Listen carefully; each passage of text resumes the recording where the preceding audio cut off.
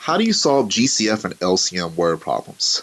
Well, by now, you should already know how to find the GCF independently and the LCM independently. But just as a quick review, the greatest common factor is what GCF stands for, and that is the largest number or the biggest number that can divide other numbers evenly. The least common multiple, or the LCM, is the smallest number that other numbers can multiply to become. So how do you read a word problem and tell whether you're asked for the GCF or the LCM? So all you really have to do is, when you're reading the problem, the G in GCF, we're going to allow that to stand for groups. So what are groups? Groups are things like teams or packages or boxes or rooms. Just anytime you know that different items are being put together in the same space or container, those will be groups. And so that's when you'll be doing the GCF. The least common multiple is looking for a place where different numbers meet. So you'll be finding numbers that are counting differently, or they're going at different frequencies, but they're going to end up at the same place. GCF, groups, items are being split into the same groups. LCM, meet, numbers are counting differently, but they're ending up at the same place. Let's apply this idea. Destiny just received 2 separate gifts from her great-great-grandmother. The first gift is a box of 18 chocolate candy bars, and the second gift is a pack of 12 cookies.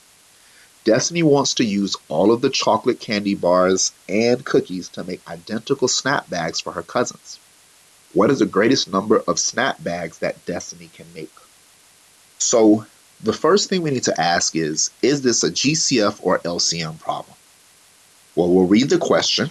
And as we read the question again, the final question says, what is the greatest number of snapbags? So that greatest is a clue, but it doesn't necessarily tell the whole story. What is the greatest number of snapbags? Okay, well, the bags are where you're going to put the chocolate candy bars and the cookies. So you already know that the candy bars and cookies that you have are being split into groups. So since you're splitting the chocolate candy bars and the cookies into groups, that means you're finding the GCF to answer this question. Now, the question asks, what is the greatest number of snap bags? They're really asking for the GCF. So what is the GCF between 18 and 12? Well, previously, we've learned that all you're doing is pulling out the largest number that can divide both 18 and 12. So in this case, both 18 and 12 can be divided by 2. They can be divided by 6. And so the largest number is 6.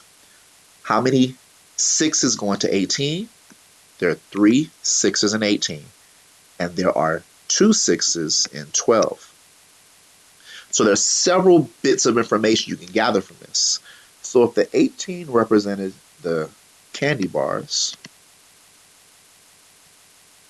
and the 12 represented the cookies,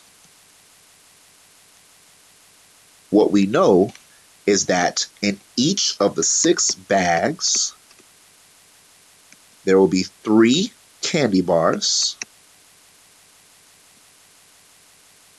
and there will be 2 cookies. It's important that we can answer that every time because there is fair game for you to be asked for any of those items. They could ask you for the number of bags, they could ask you for the number of candy bars, or they could ask you for the number of cookies in every bag. So to answer this specific question, there were 6 snap bags total. There's 6 bags that you could make from the 18 candy bars and 12 cookies to have none left. Let's look at another one. Ronald and Tim both did their laundry today. Ronald does laundry every 6 days and Tim does laundry every 9 days. How many days will it be until Ronald and Tim both do laundry on the same day again? So you have Ronald and Tim on day 1. We'll call that day 0.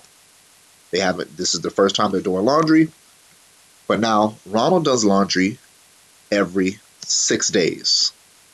Tim does laundry every 9 days.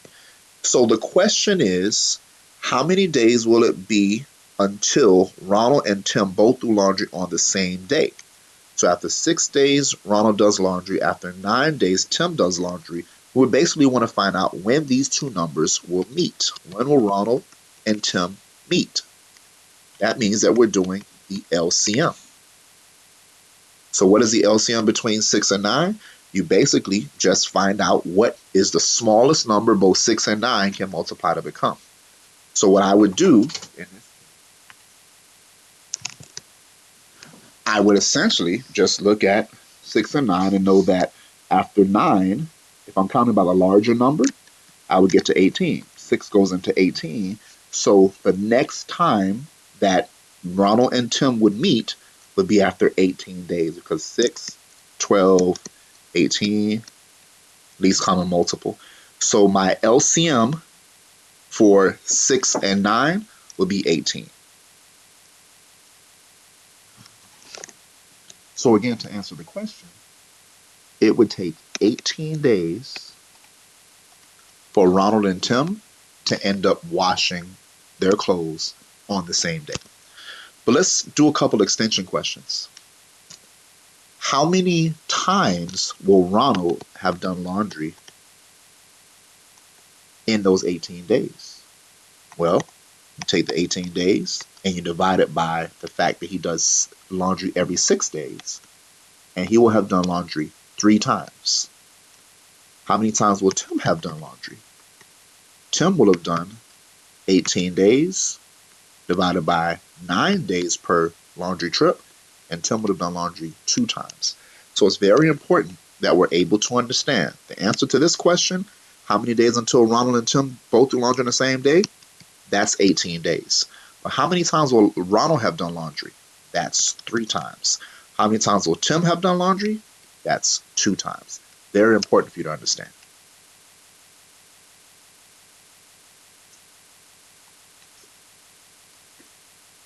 So in this example, there are 32 forwards and 80 guards in Leo's basketball league.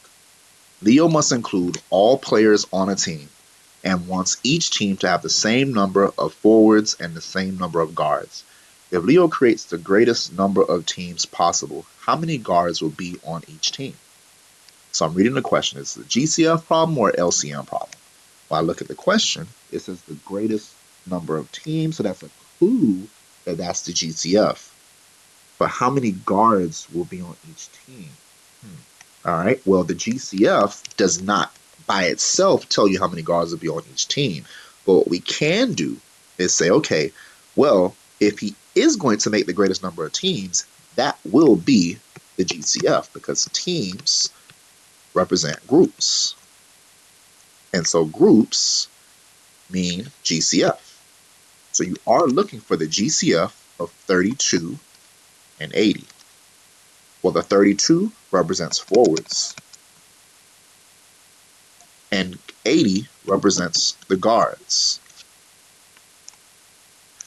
So if I'm looking for the GCF between 32 and 80, I need to find the largest number that divides both 32 and 80. Well, 8 divides both 32 and 80, but you can go larger than that. So actually 16 is the largest number that divides 32 and 80 because 16 goes into 32 2 times. 32 divided by 16 gives you 2, and 80 divided by 16 gives you 5. So what this means is there will be 16 teams. The GCF is going to be the number of groups. There will be 2 forwards on every team, and there will be 5 guards on every team. So there'll be 16 teams with 2 forwards and 5 guards on each team, which altogether means that there will be 16 teams with 7 players on each team. But we need to be able to identify all this information because you never know what the question is going to ask you. So in this question says how many guards will be on each team? Well, the answer is not the GCF. It's not 16. It's actually 5 because it asks for the number of guards, and there are 5 guards on each team. And so that's how you would solve it. But if they ask you for the number of forwards, the answer would have been 2. If they ask you for the number of teams, the answer would have been 16. So you have to be able to use the GCF properly when you're solving these questions. So let's do one more. Miranda and Savannah are excited that a new store just opened in town. They go together the first day it opens. Each time Miranda goes to the store, she plans to spend $7. And each time Savannah goes to the store, she plans to spend $9. A few weeks from now, Miranda and Savannah are surprised to find out that they have spent the exact same total amount of money at the store. What is the least possible number of times that Miranda has been to the store? Okay, so is this a GCF or LCM problem? Well, I look at this question, it says what is the least possible number of times? So it's probably a least common multiple problem. But again, just seeing the word least doesn't guarantee. What you need to identify is that you're looking for a meeting place. If I look at this question, it says that they find out that they have spent the exact same total.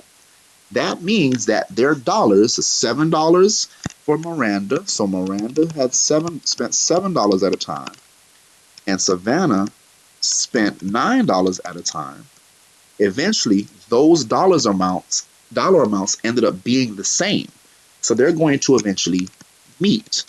Miranda's cost and Savannah's cost will meet and be the same. So what is that place? Well, that means that you are indeed looking for the LCM, or the least common multiple. So the least common multiple between 7 and 9, well, since 7 and 9 don't have a common factor, we can be pretty sure that if you just multiply 7 by 9, that will give you the LCM. That does not work in every single situation. It does require that there are no common factors between the two numbers. But again, if you've done least common multiples in the past, that's a rule that you should know. So the least common multiple is 63. So by the time they spend the same exact dollar amount, they will have spent $63. But there is no guarantee that that answers the question.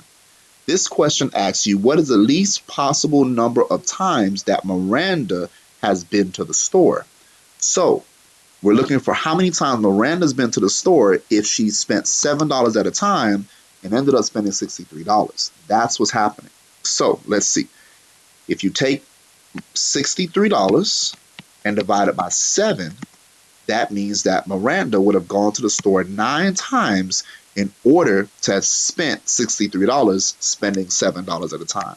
So for Miranda, 63 divided by 7 is 9 trips to the store. Now, for Savannah, if I answer that question, because they could have asked me for Savannah, if I take that same $63 that they both spent and divide it by $9 each trip, Savannah would have only gone to the store 7 times. So 7 trips. So it's critical that we're able to gather all this information, because they could have asked me 3 questions from this same exact information. One could have been, how much money did they both spend at the store? The answer to that is $63. They did ask us how many times Miranda went to the store, and that's 9 times or 9 trips. But they could have also asked you how many times Savannah went to the store. In either case, you took the least common multiple and divided it by the frequency. So that's really all that we're doing. You are either looking for the number of groups. So if we go back to the beginning, if you notice the GCF, if you're looking for the number of groups, but then from there, you need to know how many are in each group, because that's a fair question to ask. But you could also be looking for the least common multiple, which is the meeting place, but you should also be able to interpret how many times it took to get to that meeting place. So I hope this helps, and let's get it done.